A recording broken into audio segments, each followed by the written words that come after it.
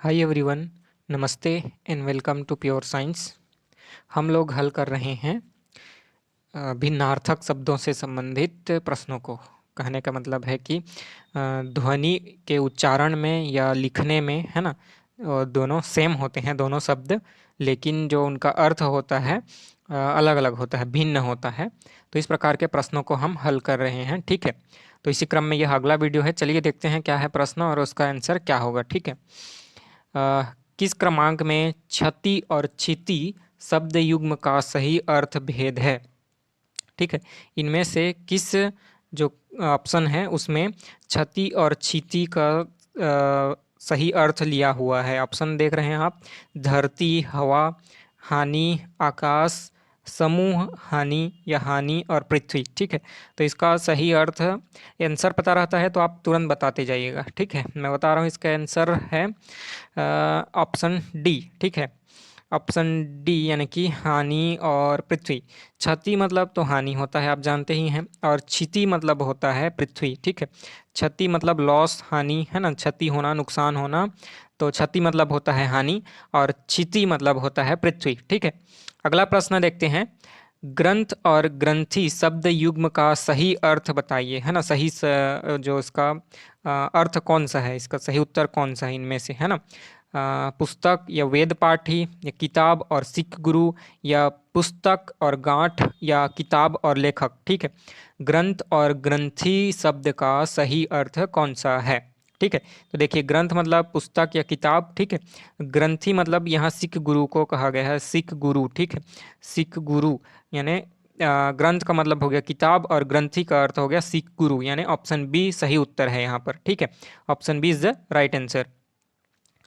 Next है, सही अर्थ युक्त शब्द युग्म नहीं है। देखिए, यहाँ पर एक शब्द दिया गया है, उसके सामने में उसका अर्थ दिया गया है ना। और इस प्रकार से समोच्चारण यानी उच्चारण में सेम लगने वाले, समान लगने वाले शब्दों का एक जोड़ा बनाया गया है। तो तीन ठो तो सही होंगे, लेकिन एक जोड़ा जो है सही नहीं होगा। तो कौन सा है, इसको पता करना है आपको, ठीक है। तो चलिए देखते हैं। सर्ग मतलब अध्याय, ठीक है, होता है। स्वर्ग मतलब देवलोक, यह भी सही है ना। देवलोक इंद्र जहाँ रहते हैं या देवता लोग जहाँ रहते हैं देवलोक बोलते हैं। तो स्वर्ग मतलब देवलोक सही है। सर्ग मतलब अध्याय, यह भी बिल्कुल सही है। अवधान का मतलब सावधान तो नहीं होता है, ठीक है। अवधान का मतलब सावधान नहीं होता। अवदान मतलब मनोयोग भी नहीं होता। तो ऑप्शन बी यहाँ पर सही उत्तर होगा, ठीक है। क्योंकि कहा गया है ना कि शब्द युग्म सही नहीं है ना। इनमें से कौन सा शब्द युग्म सही नहीं है उसको ढूंढना है। तो बी नंबर बिल्कुल, है ना, गलत है। तो इसलिए ऑप्शन बी सही उत्तर होगा, ठीक है। इंदु मतलब चंद्रमा होता है। इंद्र मतलब सूर्यपति होता है, मतलब देवताओं के हेड, मुखिया, है ना, सूर्यपति। यम मतलब मृत्यु का देवता होता है। याम मतलब प्रहर होता है, बिल्कुल सही है, ठीक है। अगला प्रश्न देख लेते हैं। आहुत और आहुत युग्म शब्द का उपयुक्त अर्थ कौन सा है। आहुत, है ना, एक ठो आहुत का अर्थ बुलाना है, ठीक है। और एक ठो आहुत का अर्थ है आहुति देने वाला आहुत। आहुत, है ना, मतलब झोंकना या आहुत करना या आहुति देना यज्ञ में, ठीक है, हवन में, सामग्री, ठीक है। तो इनमें से कौन सा जो है यज्ञ का हवन सामग्री है, कौन सा बुलावा वाला है, इसको बताना रहेगा, ठीक है। तो चलिए देखते हैं। तो यहाँ पर जो मैंने लिखा, यहाँ ऑप्शन दिया हुआ है, देख लेते हैं। यज्ञ, हवन या हवन सामग्री और बुलाना, या हवन सामग्री और हवन, या बुलाना और हवन सामग्री, ठीक है। तो देखिए, आहुत जो पहला वाला है, यह आहुत है ना। आहुत इसका मतलब होता है हवन सामग्री, ठीक है।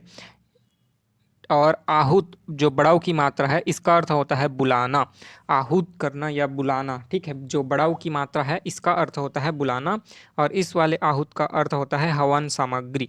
तो ऐसा तो बिल्कुल ऑप्शन बी में दिख रहा है हमको, ठीक है। तो ऑप्शन बी यहाँ पर सही उत्तर होगा, हवन सामग्री और बुलाना, ठीक है। इसका अर्थ है हवन सामग्री और इस आहूत का अर्थ है बुलाना। अगला प्रश्न देख लेते हैं। अगला है, सम और सम युग्म का सही अर्थ कौन सा है ना। सम और सम, ठीक है। तो सम मतलब समान से संबंधित है यह, है ना। तो यहाँ ऑप्शन देख लेते हैं। शांति और चावल, शांति और मोक्ष, चावल और शांति या समान और मोक्ष। ठीक है, तो सम का अर्थ तो समान होता ही है ना, तो ऑप्शन डी यहाँ पर ही हमको दिख रहा है। ठीक है, और यह सम जो होता है इसका अर्थ होता है मोक्ष या मुक्ति। ठीक है, तो ऑप्शन डी बिल्कुल सही है। सम का अर्थ है समान और सम का अर्थ है मोक्ष। ठीक है, अगला प्रश्न देखते हैं। कूच और कूच में क्या है ना, मतलब इसका अर्थ क्या होगा, दोनों कूच का अर्थ बताना है। कूच और कूच है ना, शब्दों का अर्थ बताना रहेगा हमको। ठीक है, चलिए देखते हैं। कूच, ये जो छोटा ऊ की मात्रा वाला कूच है इसका अर्थ क्या होता है, और बड़ा ऊ की मात्रा वाला कूच का अर्थ क्या होता है। ठीक है, यहाँ पर ऑप्शन है उरोज और सेना, सेना और स्तन, या उरोज और प्रस्थान, या स्तन और काली। ठीक है, तो देखिए कूच जो ये बड़ा सॉरी छोटा ऊ वाला कूच है, पहला वाला है ना, इस कूच का अर्थ होता है, ठीक है, उरोज या स्तन है ना, स्तन या उरोज। ठीक है, वक्षस्थल है ना, या स्तन या उरोज है ना, ब्रेस्ट इसको बोलते हैं है ना, कूच छोटा ऊ वाला। ठीक है, और यह कूच करना या प्रस्थान करना वाला, जो सेना कूच कर रही है जो बोलते हैं ना, प्रस्थान कर रही है वह वाला, तो ऑप्शन सी यहाँ पर सही उत्तर है। इस कूच का अर्थ है उरोज या स्तन, या और बड़ाऊ की मात्रा वाला कूच का अर्थ है प्रस्थान। ठीक है, अगला प्रश्न देखते हैं। इति और इति युग्म का सही अर्थ कौन सा है। ऑप्शन दिए हुए हैं समाप्त, शुभ, या प्रारंभ, विघ्न, या विघ्न और समाप्त, या समाप्त और विघ्न। ठीक है, तो हम जानते ही हैं इस इति का अर्थ तो होता है इति है ना, मतलब समाप्त, खत्म। इतिश्री जो बोलते हैं ना, इतिश्री है ना, उसी से रिलेटेड है। इतिश्री मतलब समाप्त। और ये बड़ाई की मात्रा वाला इति जो होता है इसका अर्थ होता है विघ्न पड़ना, व्यवधान पड़ना, बाधा आना। ठीक है, विघ्न या व्यवधान या बाधा। ठीक है, तो यहाँ पर ऑप्शन डी ही सही दिख रहा है। ठीक है, इति का अर्थ होता है समाप्त होना, खत्म होना। ठीक है, और बड़ाई ई की मात्रा वाला इति का अर्थ होता है व्यवधान पड़ना। ठीक है, कोई रुकावट आना, तो ऑप्शन डी यहाँ पर बिल्कुल सही उत्तर है। अगला प्रश्न देखते हैं। किस क्रमांक में सूत और सूत शब्द युग्म का सही अर्थ लिया हुआ है। सूत और सूत है ना, तो ये एक सूत है और एक सूत है ना, तो देखिए एक सूत का अर्थ होता है, इस सूत का अर्थ होता है सारथी, सूत पुत्र जो बोलते हैं ना, सारथी जो रथ चलाने वाला होता है, रथ को है ना, जैसे युद्ध में जाते हैं बड़े बड़े राजा लोग पहले के ज़माने में जाते थे, तो उनका रथ जो चलाने वाला होता था उसको सूत बोलते थे है ना। सूत पुत्र कर्ण ये सुने होंगे आप लोग, तो सारथी को बोला जाता था सूत, और इस सूत का अर्थ है पुत्र है ना, जो छोटा ऊ की मात्रा वाला जो है इसका अर्थ है पुत्र। ठीक है, तो हमारे पास कौन सा ऑप्शन सही दिख रहा है। सूत मतलब हो गया सारथी, और यह वाला सूत का अर्थ है पुत्र, मतलब ऑप्शन ए यहाँ पर सही उत्तर है। Option A is the right answer. सूत का अर्थ है सारथी और इस सूत का अर्थ है पुत्र।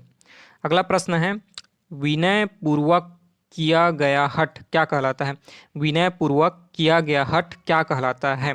ठीक है, ऑप्शन दिए हुए हैं अनुरोध, विनम्रता, या अनुबोध, या आग्रह है ना। विनय पूर्वक किया गया हठ, हठ ही है बट थोड़ा सॉफ्टली, मतलब विनय पूर्वक, ठीक है, पोलाइटली जो किया जाता है उस हठ को क्या कहते हैं, जिद को क्या कहते हैं। अनुरोध, या विनम्रता, या अनुबोध, या आग्रह। ठीक है, तो बिल्कुल इसका सही उत्तर है अनुरोध है ना। अनुरोध करना या विनयपूर्वक हठ करना इसको बोलते हैं। ठीक है, अनुरोध। ठीक है, ऑप्शन ए यहाँ पर सही उत्तर है, विनयपूर्वक किया गया हठ अनुरोध। ठीक है, अगला प्रश्न है, यहीं पर टाइपिंग में मिस्टेक हो गया।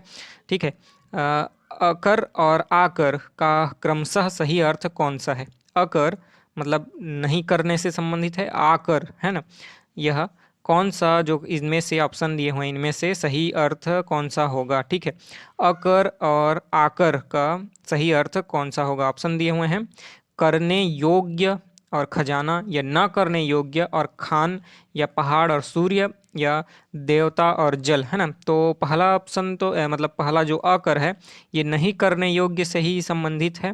ठीक है, तो बिल्कुल ऑप्शन बी सही उत्तर होगा, लेकिन यह थोड़ा मेरे को डाउट लग रहा है। आकर का अर्थ खान, खान मतलब क्या होता है, खाना होना चाहिए या फिर है ना, मैंने ध्यान नहीं दिया, ठीक है।